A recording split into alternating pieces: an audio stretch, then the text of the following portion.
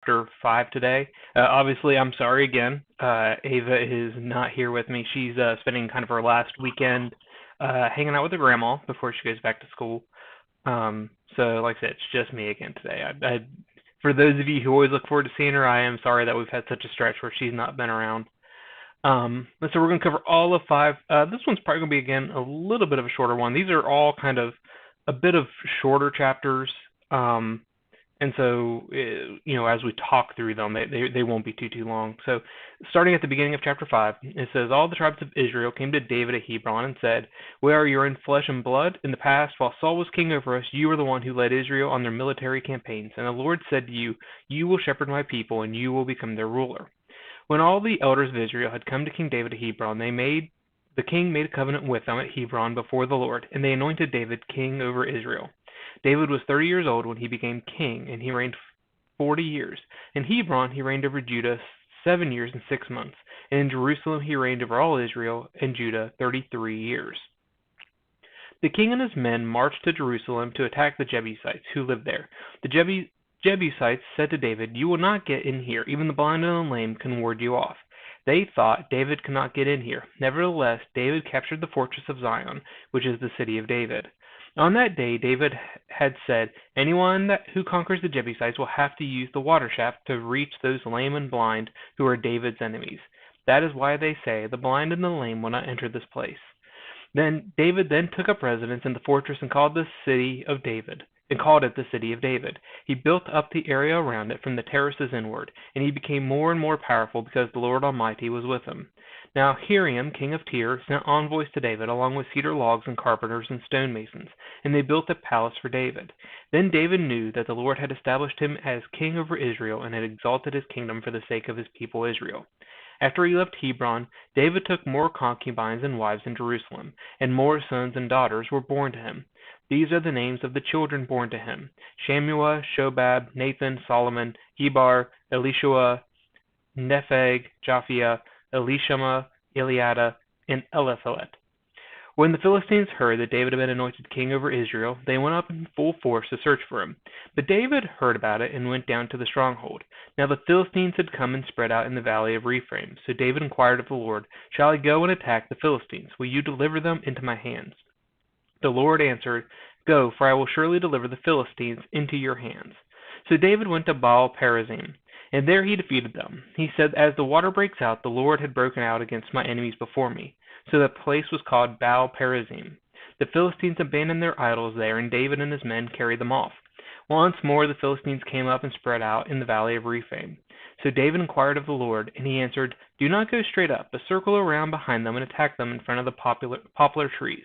As soon as you hear the sound of marching on the tops of the poplar trees, move quickly, because that means the Lord has gone out in front of you to strike the Philistine army. So David did as the Lord commanded him, and he struck down the Philistines all the way from Gibeon to Gezer. And so the first thing we see in this chapter is we see kind of the final consolidation of the kingdom of Israel. And we see that all the tribes of Israel came to Hebron, and they said, we are of the same family, we are in flesh and blood, and we want you to be king. I do think there's one important line that they say, and it says, in the past, while Saul was king over us, you were the one who led Israel on their military campaigns.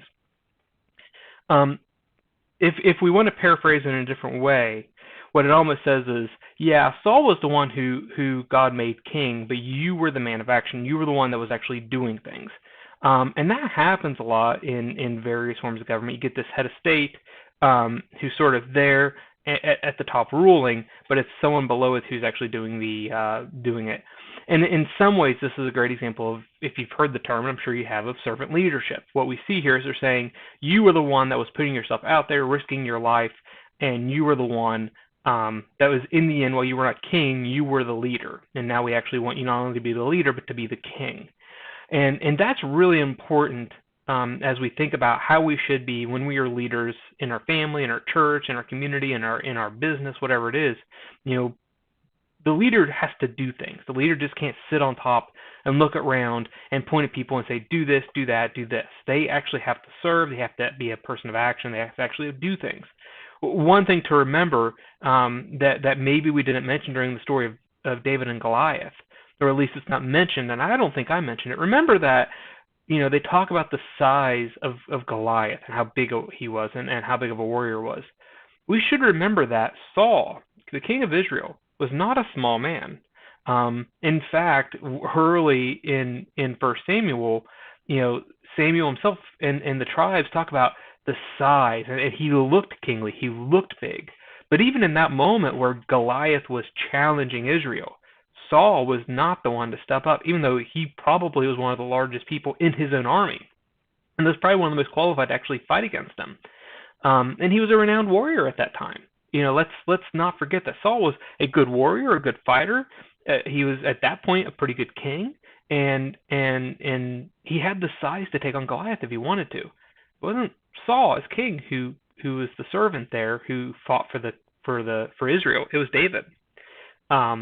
And what we see is from that moment on, David becomes the person who's really serving Israel, leading Israel, being the man of action. And here it seems that the rest of the tribes of Israel are confirming that for him.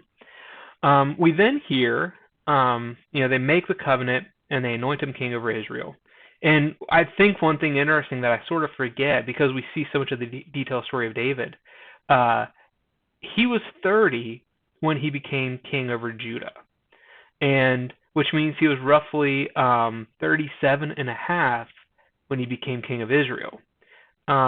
Just to give context and to give away my age, I'm 35. I don't consider myself old, although with a young child and sleepless nights, I feel a lot older than I probably am. That's not old. And so if you can imagine his life, he has been pretty much doing this since he was a teenager.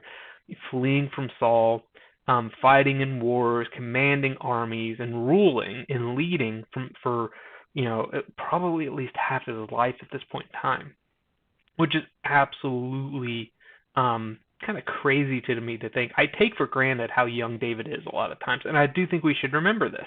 David is very, very young at this time to be ruling, and and when you think about when his story starts in 1 Samuel, he was very young. When he fought David, my guess is 15, 16. Someone might factually know what his age was, but he had to be very young when that happens. And then we hear, in the next part of the chapter, we hear about David conquering Jerusalem. And so the Jebusites in it even look at him outside the walls and say, "You're not going to get in here. Even the blind and lame can ward you off." Now, a little bit of background about Jerusalem. I've never been there. I've seen pictures, and I've read a lot of historical readings about it, especially in ancient times, especially in Roman times. Jerusalem is, especially back this time, Old Jerusalem is a massive fortified city. Huge walls, huge walls. In fact, one of the areas where I read a lot during sort of the times from the end of Augustus's reign to Emperor Vespasian. So this is the age of Augustus, Nero, Claudius, Tiberius. If you guys could, historically, that first 5 emperors after Augustus. There was a lot of fighting with Israel. This is also during the time, if you think about it, this is during the time of Jesus, just to give you context of that. Jesus and Paul and the disciples, the book of Acts, the book of the Gospel, that's during this time. There was a lot of times that Israel would start to kind of act like they were going to rebel against the Romans during that time. And one of the first signs that maybe the Romans were in trouble would be when the Israelites would start fortifying the city more than what it was. They started to rebuild the ramparts and things like that.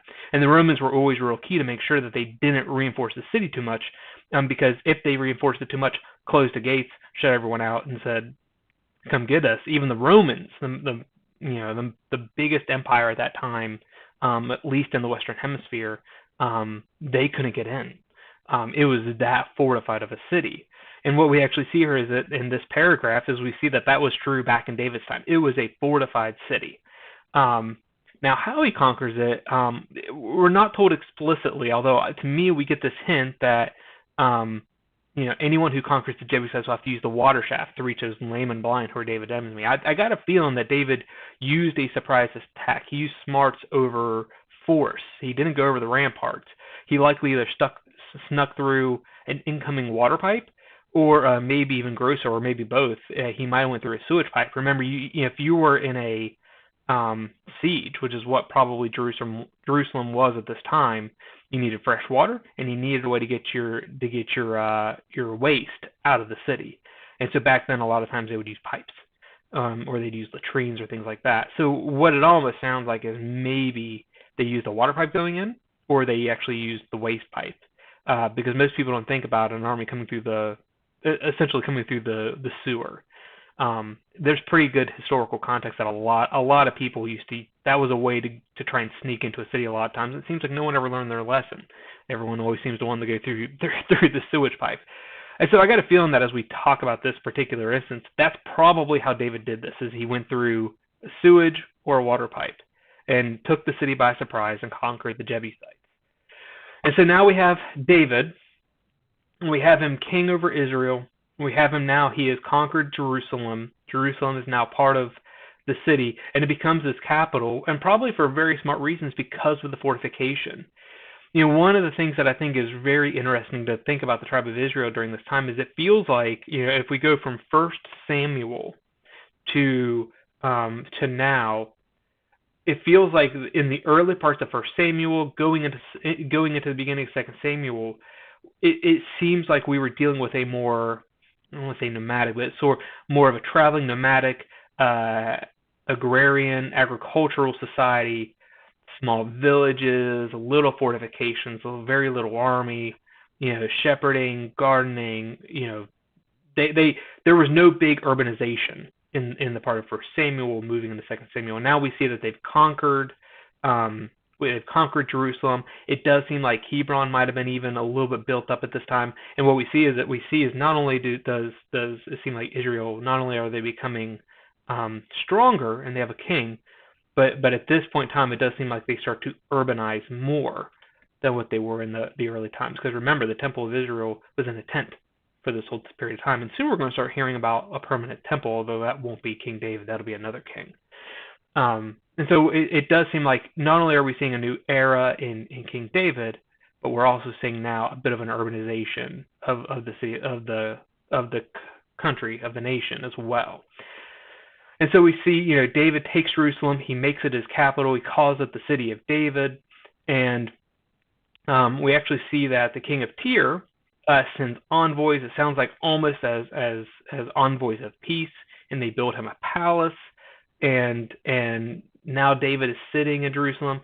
We see here now, later on in the chapter, we see David defeats the Philistines once again. And so as we sit here and look at David at this time, and really from this point right now, I just want to talk about reflecting on what David is. Just think about David's life at this point in time. He started as a shepherd. He becomes a soldier. He becomes a heroic soldier, defeating Goliath. He becomes a general in Saul. Saul betrays him out of jealousy, out of fear. He has to go on the run. He becomes pretty much no better than a bandit at times in the world. At one point, he goes and actually becomes part of the army of the Philistines. And eventually he comes back and he is at minimum made the king of Judah for 7 years, with the rest of Israel not his. And now we see him made Israel. We see him conquer Jerusalem. We see him continue to defeat the Philistines. And we also see here that he has several more children born to him. He takes more wives and concubines. And so I wonder if as we reflect on David now, as David's standing in Jerusalem, I want you to try and imagine it. David's standing on the parapets of Jerusalem. He's looking out over his kingdom. He's looking at his new capital. He's looking at his new shiny palace. He's looking at his large family. And I wonder what he felt. I'm sure he felt relief. I'm sure he felt happiness. I'm sure he felt content. I wonder if in addition to that, maybe he felt overcontent, overconfident. Maybe he felt a little high of himself. You know, we know from Psalms and things he still is a servant of the Lord. He's doing his best for God. But with all the success that he's now had, and especially in such a short period of time, and looking in literally a new city that's fortified, that is almost unconquerable, I wonder if maybe he becomes a little overconfident, a little content, a little proud of himself. Maybe even though we don't know it, does he sometimes wonder if it was him more than God? And if he does, remember, he's a human being. It's easy to idolize people from the past like this, especially because it feels like there's folklore. They feel deified in and of themselves. But I wonder if he felt a little overconfident. Felt like he was the one that did it, that he was in control. Um, and that's maybe one of the lessons I want to remind you here is we need God just as much in our tough times as we do in our most confident times. In our tough times, we need him to help us for deliverance, help us to stay calm, help us for focus. In the good times, when things are going great, when we have everything we need and we feel content in our lives, we need him to help remind us that it's him who blessed us, not somebody else. It's really easy to get on my knees and pray when I need things from God, when I'm in trouble or when I'm stressed or when I need help. It's a whole different world at times. It doesn't seem as necessary when everything's good. And I do wonder if at times during this period of time, if he may have felt a little overconfident. Maybe he didn't feel like he needed God as much because he had everything he needed. Who was going to conquer Jerusalem? Most likely, however he conquered, it wasn't going to be the way someone else conquered. He knew how to do it. He was in a near impenetrable city. He had kings making palaces for him. He was still defeating the Philistines. Life was pretty good for him. Do you feel good about that? Now, spoiler alert as we go, he's going to have troubles. And sometimes I wonder if some of the troubles weren't because he felt content, or at least he felt that he was in control of his life and didn't think that it was necessarily God controlling his life. And I think maybe sometimes that's some of the falter. The one last thing to say, just from historical note, if you see here, we hear of over a half dozen more children, and we know he had at least 5 or 6 children in the previous chapters. I also wonder if he had thought through the fact that I've got a really big family. Now, as a king, it's important to have an heir, and actually, as a king, it's important to have a couple heirs. If you've ever heard the phrase "heir in the spare," you did that because, especially back in the day when children died, early. So a lot of children died young. You wanted someone just in case in the line of succession. But what we see here is I don't know the exact count, but it does seem like he at least has somewhere between 10 and 15 children at this point in time. And they're not just by one wife, they're from multiple wives, and they're from multiple concubines. I don't know if he thought about it at the time, but he was in a precarious situation as he would become older. Now, luckily now he's young. Well, hopefully he has a long life to live. One thing that we forget at times back then is we always think about people dying young back in this age, but actually that's not exactly true. Life expectancy was short, but life expectancy was short because so many people died, so many children and babies died, bringing the average down. If you got to adulthood, you had a very high likelihood of living a very long life, living into this nearly the same ages that we live today. And so he had a long time to rule, and we know he had a long time to rule. We know that he ruled overall 40 years, and he ruled 37 years from the point here that we see he takes over all of Israel. So he has plenty of time. He's got a lot of heirs, and all those heirs are going to want something. All of those heirs are likely going to feel like they have a right to rule. And not only do those heirs likely feel like they have a right to rule, I'm going to guess their mothers feel like their children have a right to rule. And so what I wonder here is behind the scenes and all the various things that are happening, I do wonder at some point as we keep going forward, are we going to have a succession crisis? Because it sure seems like there could have been one. And so we're going to get through and we're going to talk, we do know in 2 Samuel we hear about several of the sons. We hear about Solomon, obviously. We're going to hear a lot about his sons. And I do wonder if a lot of the context was we had succession crisis just written all over this. If David didn't have too many sons, too many children in an ancient government context. So as we leave, I think the two things to remember today is one, our leaders need to be the man of action, and Israel confirmed that with David. They wanted someone that was going to act for them, and that was crucial.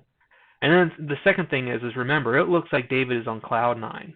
It would be very easy at this point in time to close the book right here and say everyone lived happily ever after from this point forward. The kingdom is great. David's reign is wonderful. There are no controversies. There are no problems at all. It'd be easy to try and close the chapter, content right here, close the book right here. But we know that's not the case. There's going to be troubles. David's going to falter. There's going to be issues. throughout the rest of the book. Because obviously this is not the last chapter in this book. It is not happily ever after this point in time. There is only one set of books for us as Christians that end happily ever after, and that is with the death of Jesus Christ and his resurrection. We've got more stuff going on here coming up, and I wonder if some of that isn't a result of, one, we're just humans and we make mistakes, but I wonder if a little bit also isn't because of David's overconfidence. Let's pray. Father, thank you for this day. Thank you for the week that we've had. Thank you for all the wonderful blessings that you've given us. As we finish this chapter, for those of us who are living in a state of contentness, where we feel like we have everything, or if we're feeling overconfident about our abilities, help us to remember that it all comes from you, that all the blessings are from you, that we can't do anything without you. Help us to remember not to put ourselves on the pedestal saying, I did that. But let us always get on our knees and say, thank you for doing that. Help us throughout this upcoming fall. Be with our children, be with my daughter if she goes to school, protect them, watch over them, help everyone to have compassion and love for each other in school, to learn a lot, to protect each other as best they can, and help us to sort of stop with some of the vitriolic fighting that seems to be out there in this world right now. It just seems like we're all getting more hyper as we go, and help us to be calm and show compassion and love for each other. Watch over us over the week. Watch over us during this time, and help us to always remember to serve you. Help us to see what your will is and to obey it, and help us to always stay humble in what we do. And we ask for all these things in Jesus' name. Amen. Well, thank you, everybody. By way of announcements, we'll have again next week, 10:45 at church. You can watch it virtually. You can go in person. You're always more than welcome. If you've not been there before, I highly suggest you give us a chance. I think you'll be very happy with our church. People want to make you welcome. They want to make you part of our family. And then, if you're feeling uncomfortable, if you're far away, you can always watch it on YouTube, on Facebook. We always stream live. So that, one way or another, please try and find us out there. Send us a like, send us a comment. We'll be back here next week, 6. I do have my kids with us next time, maybe. We will see. And if like I said, regardless, we'll see. We will be going over chapter 6 next week. So thank you guys. Have a great evening, and we will talk to you soon.